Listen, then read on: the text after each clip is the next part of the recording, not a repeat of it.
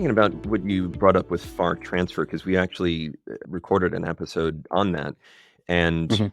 I'm curious, before we get to scale, how did you try to intentionally build for and support and assess FAR transfer? Because that's one of the sort of It's really hard. golden tickets in education, right? And it's very Yeah. difficult to do. Mhm. And I'm really curious how you conceived of the support for that and how Mhm. you actually measured it. It was easier in the first year because of how collaboratively designed the first year was. If we had a master rubric, that faculty saw all the skills in the rubric. They could see what not just what they were focused on assessing, but they could also assess on other things. I.e., I'm teaching a project section of 30 students who are working on a project for X client, and I see a student like using quantitative skills that they picked up in like their data and decisions course.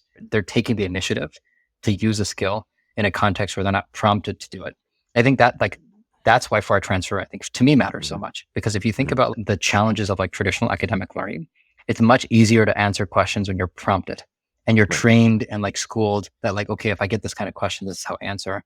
But if you Right. go into a novel situation, it's really hard for any human being to be like, actually, what tools do I have that might help me like work through this? And so that was like a big thing that we emphasized within that kind of leadership core founding team. It still is something that I think the university part of the business needs to figure out. But it's definitely not easy. You sent us the ALU Science of Learning document. Is that something that we can share as part of the podcast notes? Yeah, you can share it. It's old and dated. That's from 2018, but feel free to post it. But that's fine. I mean, it gives some insight into how you were thinking about the educational philosophy, which I love. Mm-hmm. And it includes at the end an example of a unit. So one of the things I want to dig into a little bit more that you brought up is your teachers, were they majority industry experts? Was that like a main criteria of it? If I think about some of the best faculty members, two of the ones that come to mind, one had a PhD. Keno, who now leads academics at Kibo, was one of our best faculty members. Incredible. Cambridge PhD in mechanical engineering, worked at IBM Research in Nairobi. And we were lucky that she joined our team as an engineering faculty member. So she was teaching calculus, she would teach other engineering courses. What made her incredible is this obsession around how do I keep getting better for my students. Did she have teaching experience before working with you all, or no? Yeah, but not a lot. Okay. Not a lot. Again, she's come from IBM Research, right? So she taught at grad school. The other ones I think about are folks who were younger, like mid to late 20s, had work experience, had management experience, loved coaching, again, obsessed with students, really open to iterating. The point is, the first time you do anything, you're not going to do a great job, but you need to keep iterating and improving. I'm curious how you conceived of the hiring process and conceived of the teachers that you wanted to bring in. Were you looking for people who were domain experts specifically as sort of a higher criteria than educationalists?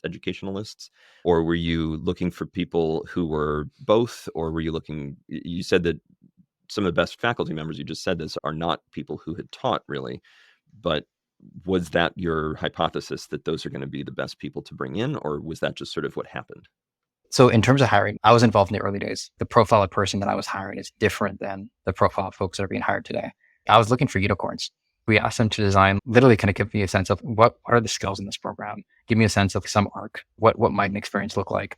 And then design a concrete lesson. That's a really heavy assignment. It would typically take about like 20 hours to complete. And then at the end of it, we'd have people actually like facilitate a 30-minute to hour-long lesson. I think through that, we already set unicorns, people who are incredible. Again, across the board, not everyone had teaching experience, but they have domain expertise, because I believe you need domain expertise, like you're teaching electrical engineering or computer science.